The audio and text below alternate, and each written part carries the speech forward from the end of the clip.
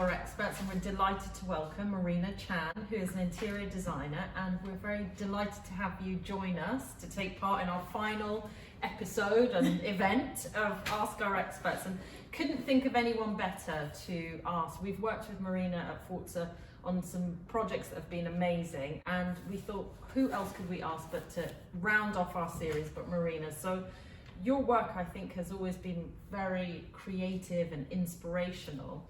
So just tell us a little bit about your background and how you sort of got into interior design. Well, I was studying music and decided that it was too nerve-wracking because I suffer from memory lapse to play in public, although I love playing the piano. Which I have to add, Marina did in fact play in the showroom. We'll have to pop a picture up of it, of Marina playing on the, I think it was a baby grand we had in the showroom. Yeah, we had a baby grand, that's right. And Marina played, and it was amazing. So yes, we can definitely attest to your talent as a pianist. So, and then by chance I met an artist friend in a gallery, and we started chatting, and I said, oh, I really love design, because I was going to go to design school, which I got a place. Then I changed my mind, decided to study music, and then I decided it wasn't going to be a career for me, and I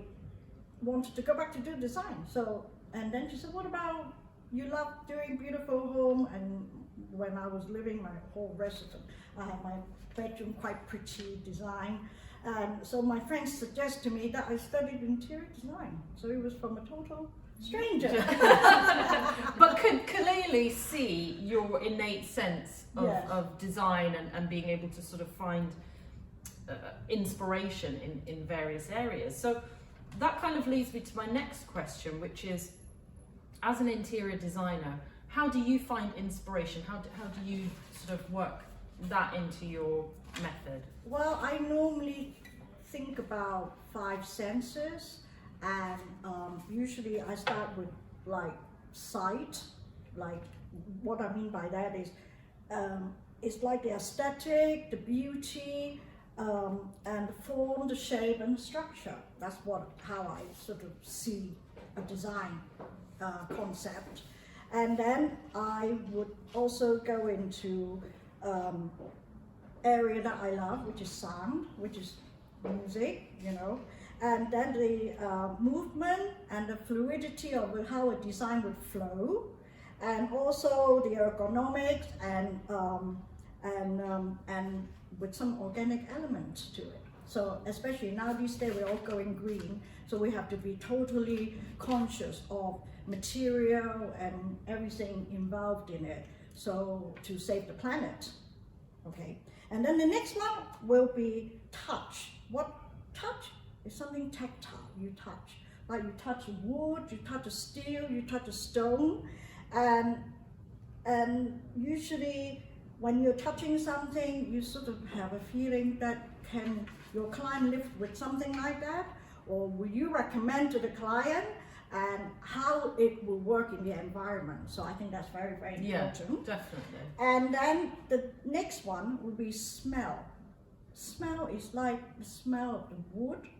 I was saying earlier on that I once did a house in America, and my client had a beautiful idea of having like cedar wood in the walk-in wardrobe, from ceiling, wall to floor.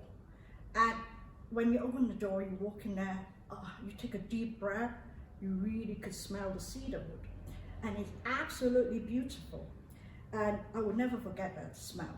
So that's... And she experiences that every time she walks into the space, which is something to exactly what you're saying. Yeah, and also when you smell the wood, when you have something so tactile, and also you smell it, and also it's almost like a sense of the perfume and nature, you know, and etc. And then the last one I want to talk about is taste. Taste is like food we eat. Taste is like flavor we add. Taste is like color palette that you see. So I think the combination of that is more or less my inspiration, and plus daydreaming. you have to daydream. In order to create anything, you need to start dreaming. And I know sometimes my clients say, "Where are you?" I said, "I'm dreaming," you know. So there you go. But that's how Yeah. sometimes inspiration comes to you. I find myself sometimes when you're walking or you're doing something and you just let your mind wander, that's sometimes when you can come up with the most sort of inspirational ideas. So I love that. I love daydreaming. Yeah, I love daydreaming. And apart from visiting all the lovely art gallery, getting inspired by color, which I love very, very much, as you can see. Although I do have my moment of black and white and gray and blue, because I have just done a job for a client who specifically only can live with those color. I hope he's watching. And now, on the contrary, I have a new client who totally the opposite. He is really flamboyant. He would love any clash, any mix. He's an artist. Apart from being an artist, he's a financier. Yeah. He's a bit of a guru of everything, and he cooks brilliantly. So I'm very delighted to have a client who, right now, I'm working on a project, also with Forster here, and so we just. That's really lovely, because Yeah. we were talking about how taking those elements of the five senses, especially on this project that you're working with us on for the kitchens. Yeah. I think that's so interesting, because within this project for the kitchen, there are so many different elements of texture, color, the natural marble, look that they wanted to really bring out color. Yes. Without it being too, I think, overpowering, because that's sometimes, following on from the last Ask Our Experts, we were talking about color, and sometimes it's about harmony, isn't it? Rather than, you might want lots of color, but it's also about finding harmony, which I think you right. found in this project. Yes. With helping to pull together the different elements in the kitchen to go with the rest of the interiors, so that it's an harmonious, absolutely. but still brings lots of color. So do you, talking about your clients, how do you sort of find your process in picking the projects you work on? Well, because originally I've been doing a lot of commercial projects. So commercial projects, sometimes you have to go for a pitch, a presentation, or you win some, you lose some, and recommendation as well. And if people see your work that you've done, and if it has any write-up, and then they call you up. So you find call client from time to time. Yeah. Yes, which beneficial, because I have won a few projects through this process, or recommendation from people. Because a lot of your work, we were saying earlier, is through recommendation. Yes. Because early on in you started, as you mentioned, your career early on was doing more commercial for Jane Norman, I believe. Jane Norman, Simon Finch, Rare Books, which I won the project, I think. and a spin-off to Jane Norman, and other, institution and Museum of London. I did exhibition design, so various other commercial company that I've done work for, and so now I'm doing more or less more residential work, because of the nature and the trend is more residential work is happening. Yeah. So I get referral.